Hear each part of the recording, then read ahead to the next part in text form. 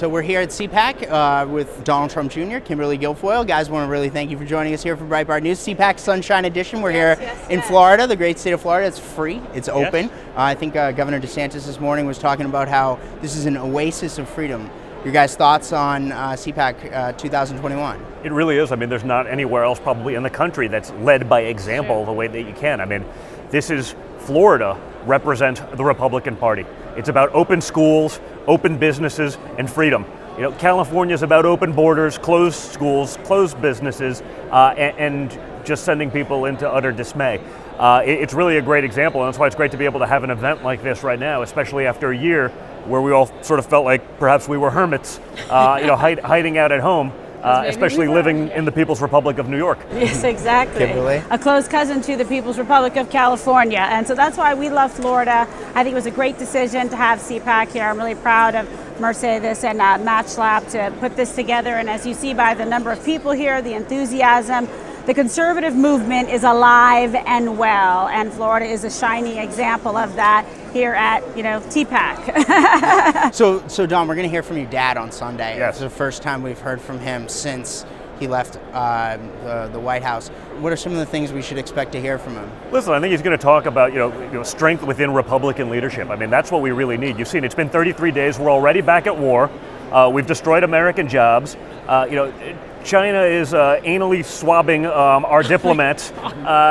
This is. You guys kind of told us so, didn't you? Yeah, I mean, I literally wrote the book Liberal Privilege last summer, talking about all of the things that would happen. The media did whatever they could to pretend that wasn't going to happen. Joe Biden's not a radical, he's a moderate. Joe Biden won't end fracking. Congratulations, what happened to your union dues? It's absolutely insane, and yet we see it, and it's already happened. I mean, think about it, 33 days, we're already back at war. Okay, we're sending missiles because guess what, Raytheon, you got to keep the industrial military complex alive and well. And so you're seeing all of that. And so we need Republicans who are willing to step up, who are willing to push back, who don't just roll over because the Democrats would want them to. And honestly, losing bigly, that's been really the Republican motto for years. Just, give up and don't do anything. It doesn't matter. We're going to do so gracefully. It doesn't work. Donald Trump has shown that, and we need more people that are willing to step up and push back. Well, you really see this now. So Don's going to be working on his new book, and it's called I Told You So, because everything that he said. I like that. And triggered. I'm not there yet. This is not like an announcement. I mean, it's sort of on the fly, but you're right. I could have written volume 2 in the first 30 days. But it's true, and people are like, whoa, my gosh, I wish I could take my vote back. People want like a mulligan. They want a do-over. We tried to tell them there were extreme consequences for this country and to not let Biden and Kamala in the front door. They did, but now we're going to have to do a course, correction. And I quite frankly believe that Donald Trump is going to continue to do more for this country, for the America First conservative movement, now during these next 4 years, operating from his desk in Mar-a-Lago, than Joe Biden is going to accomplish at all during his time in the White House. So, if your dad does run again for president in 2024, I think even Mitt Romney admits that he will automatically become the Republican nominee. Everybody understands that. Captain Obvious. If he doesn't run, people are looking for somebody like him, I think. A lot of the same things on policies, but also on the style. They want somebody who's a fighter. What do you think that we're... the discussion that's happening here at CPAC among conservatives, among Republicans here, for the future of the party? What are they looking for? What is the base looking for in a new leader? I think they got to watch what people do and their actions. If you see the Republican Party revert back to the Republican Party of old, it's over. It's done. I mean, that Republican Party, as far as I'm concerned, is non-existent anymore, meaning in terms of any real future. Those who will step up, those who will fight for freedoms, those who will fight to keep schools open, those who will fight to keep businesses open, those who will engage with an activist media that hates their guts. I mean, honestly, I think those are the people that have a chance of making a name for themselves and have a chance in the future of the party. Again, you see a quick, reversion where a lot of people want to go back to the old establishment ways because they're comfortable with it, because that's where they can thrive. But their constituents don't. Their constituents won't. But we have to make sure we eliminate that party. The party of Liz Cheney's is over. She's got the popularity of her father at a quail hunt right now. And we have to make sure we get rid of those kind of Republicans. It's true, just slightly less. And this is the thing when you talk about that, what are people looking for and what kind of leadership? I mean, I'm standing next to somebody right here who I think really embodies the whole spirit of the MAGA movement, the conservative movement, who's been a staunch supporter, a fighter for his father and for this country. And you see that even in the polling, okay? There's a thirst out there. People want it because they had a taste of it before now with President Trump, and they want that to continue. Now they know what the good life feels like. Now they know what it looks like. It's morning in America every day when President Trump was actually at the helm with his leadership, his principles, his unwavering courage, his faith and commitment to the American economy, to the American worker, and to making this an inclusive party. And that's what we want to be a part of and continue to be out there to fight to be that voice, because so many people put all their faith in the president, in this movement, and I think we're really here to say we're not going to let you down. So let's talk about some of the issues. So immigration, huge issue. We're already seeing Joe Biden, Kamala Harris push for a giant amnesty plan. They've already offered like 5 or 6 of them. They keep getting shot down, and they'll keep trying.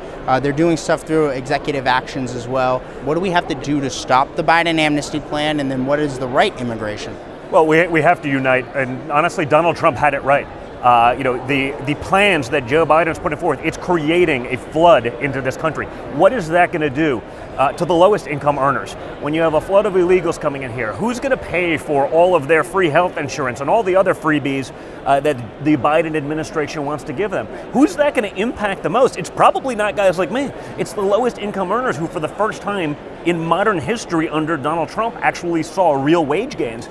And so, we have to be out there. We have to be able to have this conversation, because the second you open up your mouth about these issues, the mainstream media cancels you, they try to hurt you, they hate you, back and forth each day. We can't allow that to happen. We can't be bullied into submission when we are right. And again, that's where you're going to see, a rising star in the Republican Party, those who are willing to do it. I mean, Kimberly alluded to me. I shouldn't necessarily be. It's only that I'm willing to be loud. I'm willing to push back. I don't care if they cancel me. It's sort of a badge of honor. And in all the different issues, that are at the forefront right now, he's definitely out there being a very strong, conservative and principled voice, and people are responding to it. So we got to continue to do that. You got to lead by example. We don't need the cowardly lion Republican Party, okay? You've really got to have some, bite to your bark. You got to get out there. You've got to fight for what you believe in, because we can't let it erode away during this Biden administration or Harris administration. Harris administration. Okay, I got time for one more question, guys. Chinese Communist Party, Joe Biden's already cozying up to them. The CCP has been trying to make Beijing the center of the world. They've been trying to take over the world for a long time. Hollywood editor Jerome, who's around here, would kill me if I didn't ask you guys about this. They are building influence operations in our colleges, in our entertainment industry, in our universities, in our state and local governments. Pop culture and sports. Pop culture, sports, right? And everything. So what are your guys' thoughts on that? How do we fight back against this, especially when you have a Biden administration that's so cozying up to them? They're already undoing all your dad's orders on it. The Biden administration is cozying up to China because that $1 billion to Hunter didn't come for free. I mean, they're getting an incredible return on investment. We are just rolling over. We are bending over for the Chinese. The NBA likes the Chinese money. Hollywood really loves that Chinese money. You can't say anything negative about China. The Confucius Institutes at our universities, the professors that are on the dole from the Chinese government giving American research over there for a couple of quick bucks. I mean, they are doing everything possible, and the Biden administration is literally just allowing it to happen, and frankly, almost encouraging at this point. You have to wonder, I mean, if there was any doubt that $1 billion to Hunter in the investment fund was actually going to get them some returns, all you have to look at is at the first 30 days to realize the money they're winning. over for nothing, right? Really, I mean, it's very transparent, it's very transactional, it's pay for play. We said it before, we called him Beijing Biden, and guess what? He's living up to his reputation, to his family history of grift, and now he's taking it into the White House, and it's on display for the world to see. But American voters are not stupid, they are not ignorant, and they are going to make some decisions going forward in midterm elections and beyond that I think is going to really correct the course of history and the travesty of what transpired in this last election. All right, Donald Trump Jr., Kimberly Guilfoyle, really want to thank you guys for joining us here at CPAC. Thank you, Thank you so much. Yep, thanks.